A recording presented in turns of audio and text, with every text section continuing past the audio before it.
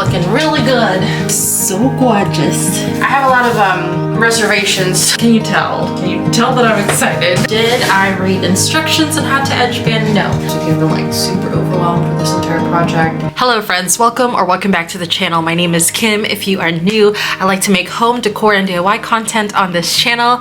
And welcome back, you guys. We are now in part 2 of the full extreme closet makeover that we're doing. And it's so exciting. Like, this is probably one of the most craziest, like, extreme DIYs slash makeovers that I've ever done. Confidence is key on this one, guys, and it's turning out pretty good so far. Just a quick recap on part 1 of this full makeover. I talked to you guys about the planning process, the plans that I had for the built-in wardrobe system that I wanted for the closet. We also covered bringing all of the stuff out of the closet and repairing and patching up the walls, and there was a lot of patching up to do. And then after that, we assembled some cabinets, and then we started the wardrobe build.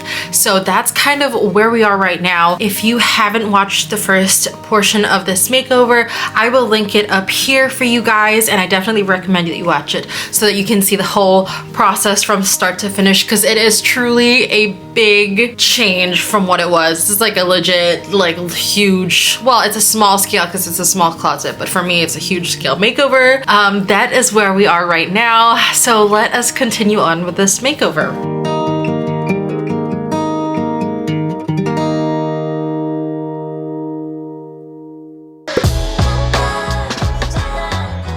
Okay friends, welcome back. We are starting this episode strong with this nice little voiceover. In part 1 of this makeover, I was able to build the body of this closet wardrobe. Obviously, it wasn't in the best shape yet, with gaps in the tops and the bottoms of the wardrobe. On this video, you'll see that I'm covering up those huge gaps with face framing. I used a 1x6 primed wood to cover the upper and lower gaps, and I breezed through the lower face frame, but the upper ones pose a little bit of a challenge since I cut the boards a hair longer than the actual dimensions, and by a hair I mean like a 1/6 of an inch longer, to make sure that there's a little bit of tension to keep it snugly in place. And that is why I had to call for backup. As you can see, my brother is gently hammering them into place because I am just a girl and sometimes I need help too.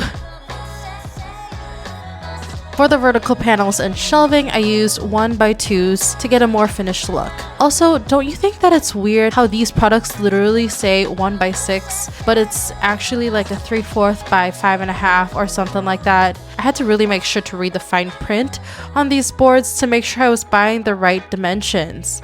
Also, when you buy the face frame, make sure that you buy slightly bigger than the gaps you're actually trying to hide. Remember, some of these homes are not fully level, they have a lot of character, hence all of the shims, and buying slightly wider wood will cover all of that for a cleaner look. Anyway, I cut them to size and secured them to the build with brad nails and covered up those holes with wood filler.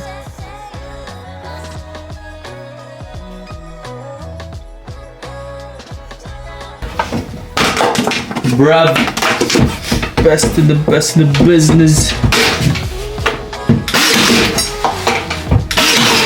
Bruv, is that even straight, bruv? Who cares? It's gonna be hidden anyway. Alright. Is it?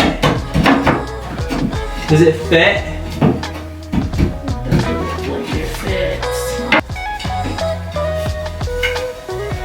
You try it. Maybe I'm doing it wrong. It's just very minimal. Oh, there you go. That's awesome.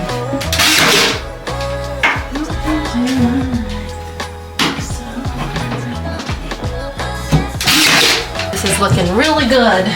Yeah, I'm gonna need some crown molding and some baseboards.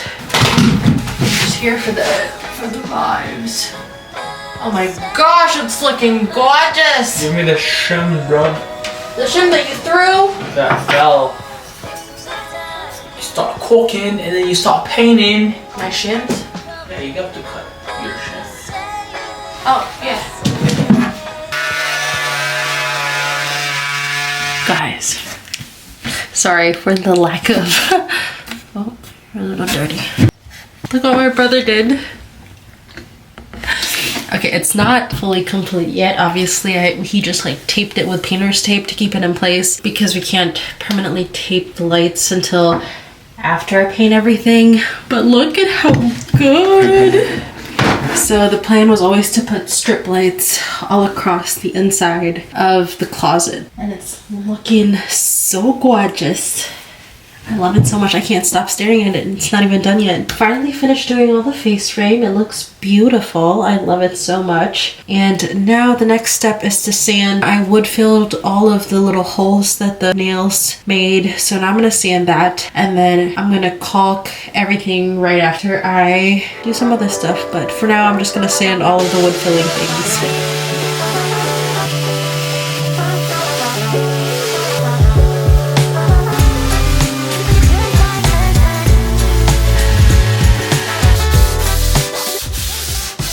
So for the flooring, I'm going to be doing some peel and stick tile, but the one that I bought is like a permanent adhesive, and I don't know how to feel about that. I don't know how to feel about peel and stick tile in general. So I don't know if it's gonna be good, if it's gonna be bad, if it's gonna last long, if it's gonna start peeling and looking ugly, you know what I mean? Like, I have a lot of reservations for peel and stick tile.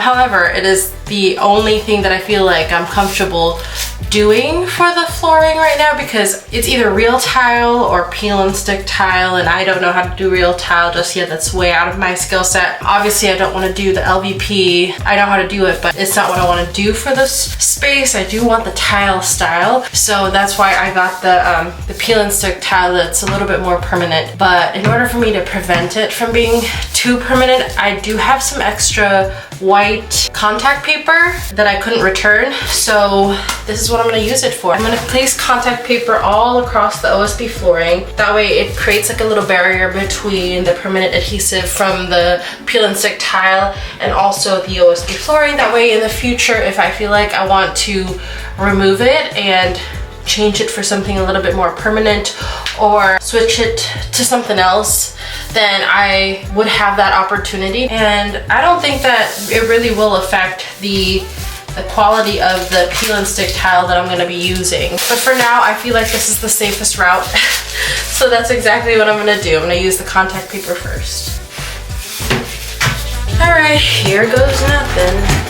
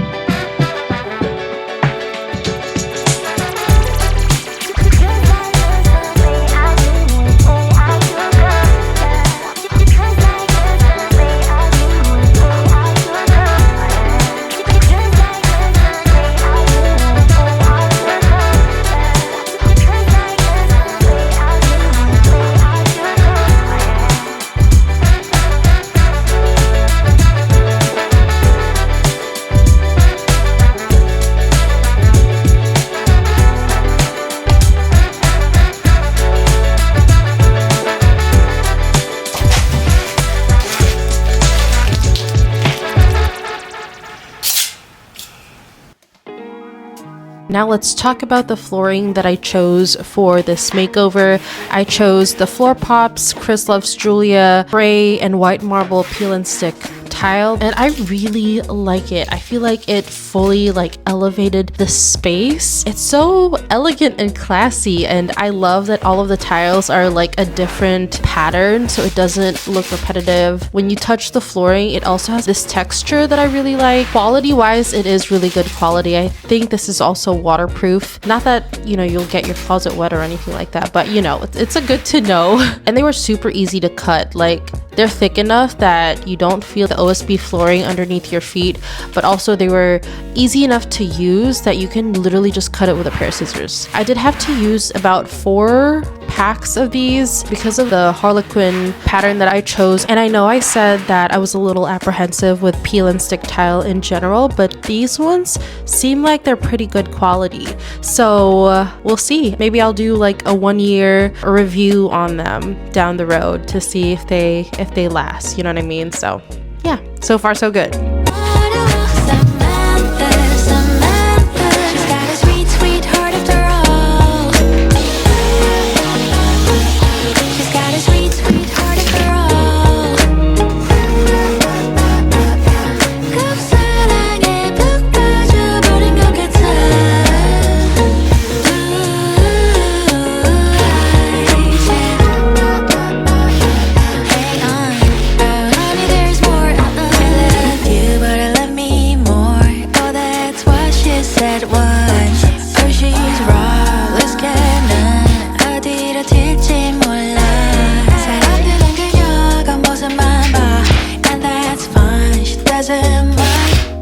Hello from the closet floor. I know I haven't really been talking in these videos, and I've just been doing like the voiceovers because I have been, to be completely honest with you, I've been like super overwhelmed with this entire project. I'm so happy with how this turned out, but it is currently like a really big feat having to do like a whole lot of actual construction, cutting down wood, making sure that they fit the design to the fit. Like these are all like things that I've never done in my life. I'm doing for the first time, so it was really hard for me to like film and talk and at the same time be like locked in on how to do this properly. But I've done most of, like literally the hard part is all mostly over. Not to mention, guys, because this space is usually what holds all of our clothing, we've had to stay in our guest bedroom for the last like week while I make over this space, and my husband's been like nice and patient, and he has not complained at all since this entire makeover started. And I'm telling you why that's such a big thing. You see that? That's literally how our master bedroom has looked for the last week. It's kind of embarrassing. It's been such a mess. It's hard to figure out where my clothes are gonna go after we do the laundry because there's literally nowhere to place it. I feel like there could be a better system to organize our stuff, but really it's been so overwhelming. Doing this project has been so fulfilling, but at the same time, like I just want it done so that my bedroom doesn't look like a tornado hit it. The last part of the big constructions are the drawers. I'm gonna make the drawers now, but I do have to add an extra layer of like the drawer front. So as you can see here, I actually already built one. This is what the Ikea drawer looks like. However, because I made the face frame here, there's like this inch-ish of like extra space, and I just want this to be like a full slab of continuity. So I have to add an extra layer of wood here. That way when it closes, it's just one like nice seam. That is basically the plan, and for now, we have to make the closet drawers, which it shouldn't be too hard, right? I've been putting it off for some reason because I just don't feel like doing it, and these Ikea boxes are really heavy, but now is the time. I also finished all of the baseboard and like the crown molding. It's really just like another type of molding in the top that has like a little bit of an angle. I didn't do actual crown molding because A, I don't know how to do it. B, this is a closet. It doesn't have to be that fancy. And C, if you can see up there, that is our attic. I covered a good chunk of the door with the built-ins that I'm making. A person can still fit through that square. However, if I took off more inches with the crown molding, it'll be hard for people to go through there if needed. I mean, we don't really access our attic like that, but if we did need to access it for whatever reason, it'd be very difficult to do so with such a small space. So I tried to minimize like the ceiling molding as much as I can. And that's why I decided to go on the angled molding instead of like an actual full crown molding. And I think it looks really pretty. I'm standing by my decision. I love how it turned out. And now I'm just stalling. So I need to start doing the thing. Got to say the words, the ones that you had never heard, and you're still in every space of me. My bed recalls just how you feel. We were running out of time, had a moment then it died. So why should I complain? We ran as fast as we could do. No one's to blame, not me or you. Still I'm caught in that rain. I'll be over you, okay. I'll be doing more than great, but I just miss you, I miss you. I'll sing happy songs one day. I'll be doing more than great, but now I miss you, I miss you. Okay, so update.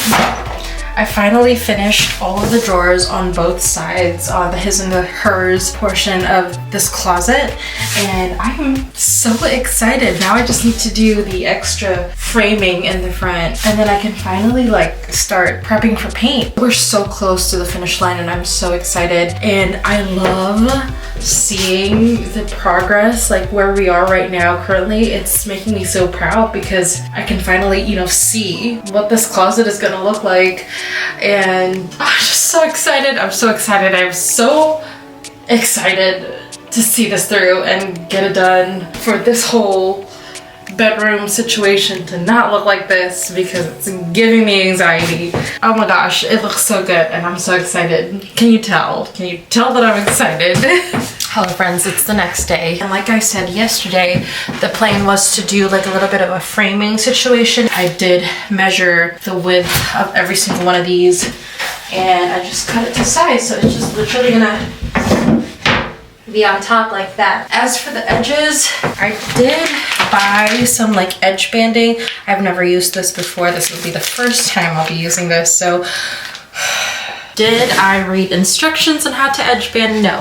Have I seen a couple YouTube videos of, you know, DIYers doing edge banding and literally just laying it on and then putting an iron on top of it? Yes.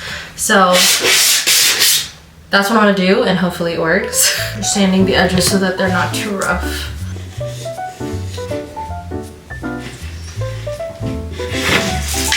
What is this life I lead? Am I doing it right? Ah, I'm not. Give me a sec. I think I am doing it right. Right? Alright. I think I did it. Then I bought an edge cutter. I'm gonna do all this off camera because I think it might take a while. Edge bending is done. It looks really good. For the next part.